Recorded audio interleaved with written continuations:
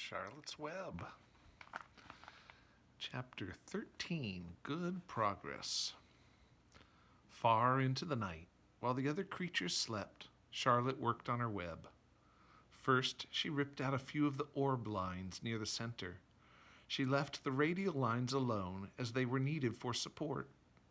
As she worked, her 8 legs were a great help to her. So were her teeth. She loved to weave, and she was an expert at it. When she was finished ripping things out, her web looked something like this.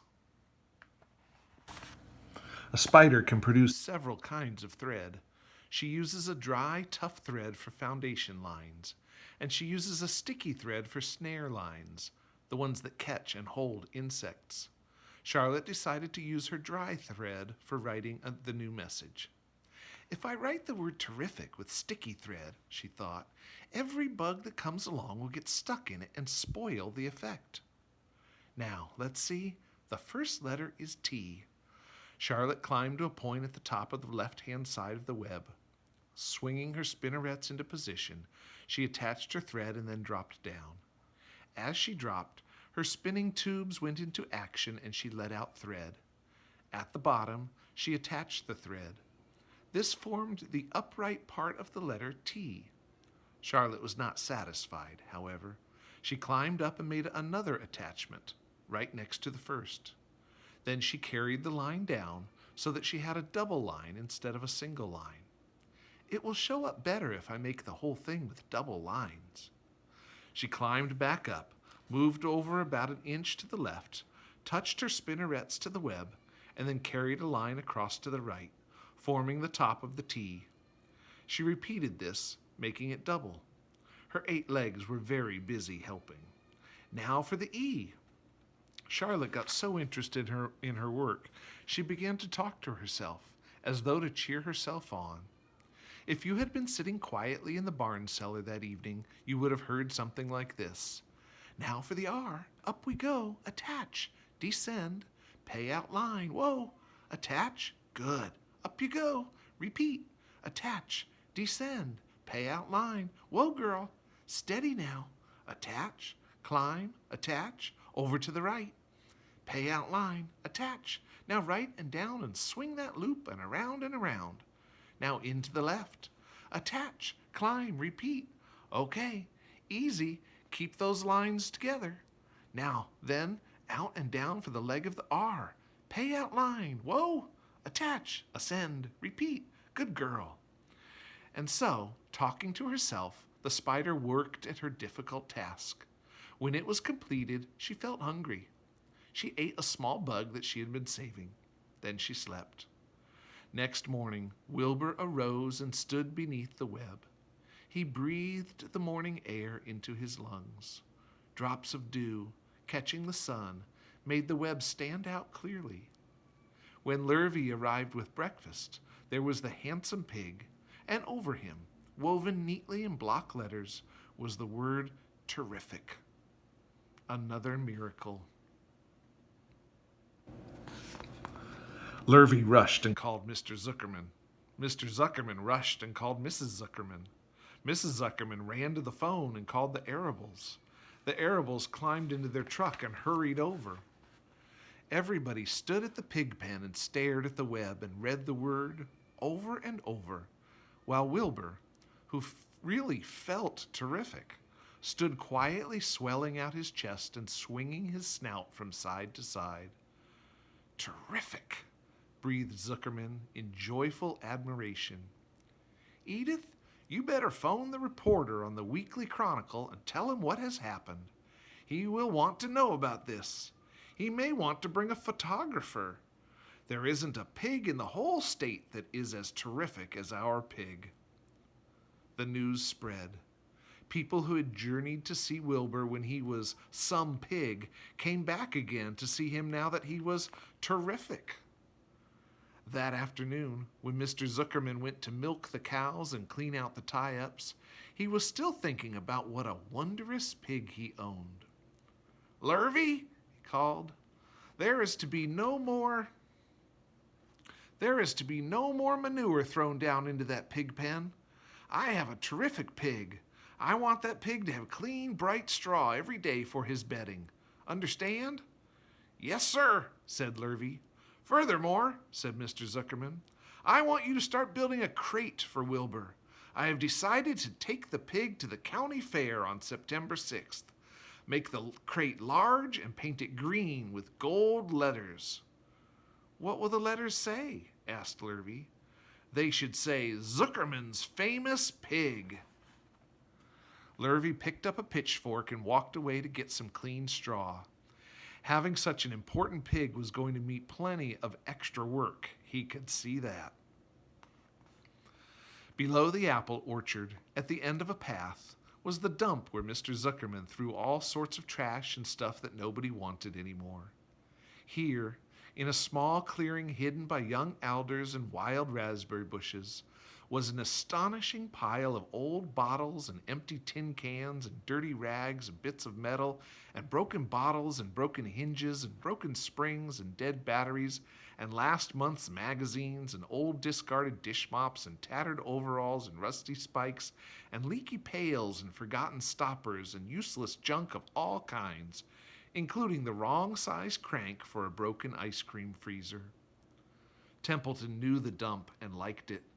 There were good hiding places there, excellent cover for a rat.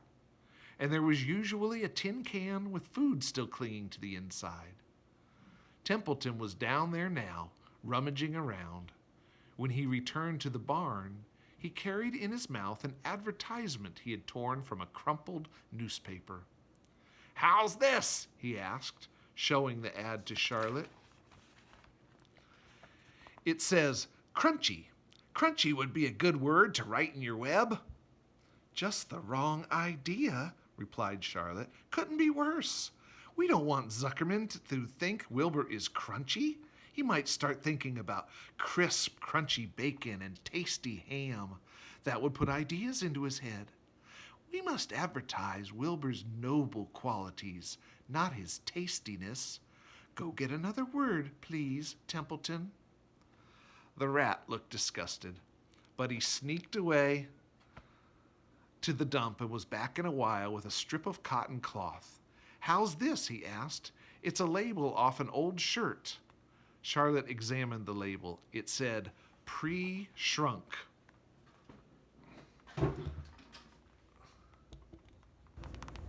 "I'm sorry, Templeton," she said, "but pre-shrunk is out of the question.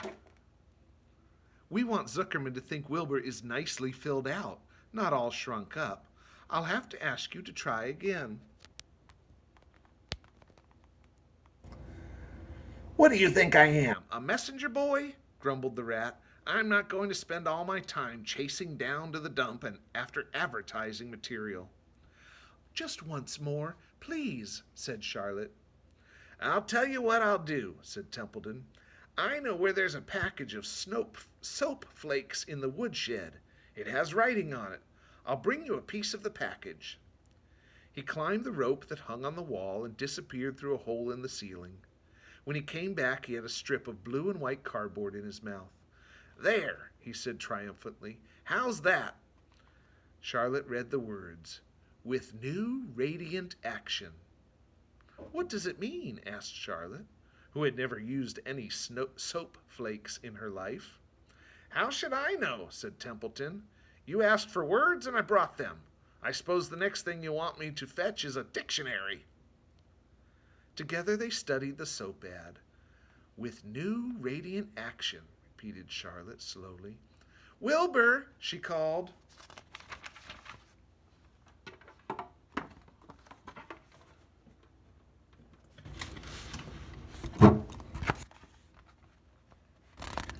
Wilbur, who was asleep in the straw, jumped up. "Run around," commanded Charlotte. "I want to see you in action, to see if you are radiant." Wilbur raced to the end of his yard. "Now back again, faster," said Charlotte. Wilbur galloped back. His skin shone. His tail had a fine, tight curl in it. "Jump in the air," cried Charlotte. Wilbur jumped as high as he could. "Keep your knees straight and touch the ground with your ears," called Charlotte. Wilbur obeyed. "Do a backflip with a half twist in it," cried Charlotte. Wilbur went over backwards, writhing and twisting as he went. "Okay, Wilbur," said Charlotte. "You can go back to sleep." "Okay, Templeton, the soap ad will do, I guess.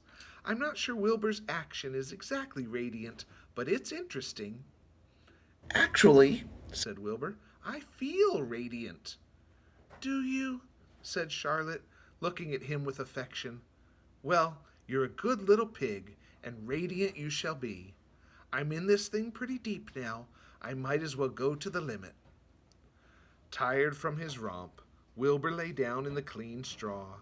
He closed his eyes. The straw seemed scratchy, not as comfortable as the cow manure, which was always delightfully soft to lie in. So he pushed the straw to one side and stretched out in the manure. Wilbur sighed. It had been a busy day, his first day of being terrific. Dozens of people had visited his yard during the afternoon, and he had to stand and pose, looking as terrific as he could. Now he was tired. Fern had arrived and seated herself quietly on her stool in the corner. "Tell me a story, Charlotte," said Wilbur, as he lay waiting for sleep to come. "Tell me a story." So Charlotte, although she too was tired, did what Wilbur wanted. "Once upon a time," she began, "I had a beautiful cousin who managed to build her web across a small stream. One day a tiny fish leaped into the air and got tangled in the web. My cousin was very much surprised, of course. The fish was thrashing wildly. But my cousin hardly dared tackle it. But she did. She swooped down and threw great masses of wrapping material around the fish and fought bravely to capture it." "Did she succeed?" asked Wilbur. "It was a never-to-be-forgotten battle," said Charlotte. "There was the fish, caught only by one fin, and its tail wildly thrashing and shining in the sun. There was the web, sagging dangerously under the weight of the fish." "How much did the fish weigh?" asked Wilbur eagerly. "I don't know," said Charlotte. "There was my cousin, slipping in, dodging out, beaten mercilessly over the head by the wildly thrashing fish, dancing in, dancing out, throwing her threads and fighting hard. First she threw a left around the tail. The fish lashed back. Then a left to the tail and a right to the midsection. The fish lashed back. Then she dodged to one side and threw a right, and another right to the fin. Then a hard left to the head, while the web swayed and stretched." "Then what happened?" asked Wilbur. "Nothing," said Charlotte. "The fish lost the fight. My cousin wrapped it up so tight it couldn't budge." "Then what happened?" asked Wilbur. "Nothing," said Charlotte. "My cousin kept the fish for a while, and then, when she got good and ready, she ate it." "Tell me another story," begged Wilbur. So Charlotte told him about another cousin of hers who was an aeronaut. "What is an aeronaut?" asked Wilbur. "A balloonist," said Charlotte. "My cousin used to stand on her head and let out enough thread to form a balloon. Then she'd let go and be lifted into the air and carried upward on the warm wind." "Is that true?" asked Wilbur. "Or are you just making it up?" "It's true," replied Cousin Charlotte. "I have some very remarkable cousins." "And now, Wilbur, it's time you went to sleep." "Sing something," begged Wilbur, closing his eyes. So Charlotte sang a lullaby, while crickets chirped in the grass and the barn grew dark. This was the song she sang. "Sleep, sleep, my love, my only, deep, deep in the dung and the dark. Be not afraid and be not lonely. This is the hour when frogs and thrushes praise the world from the woods and the rushes. Rest from care, my one and only, deep in the dung and the dark." But Wilbur was already asleep. When the song ended, Fern got up and went home.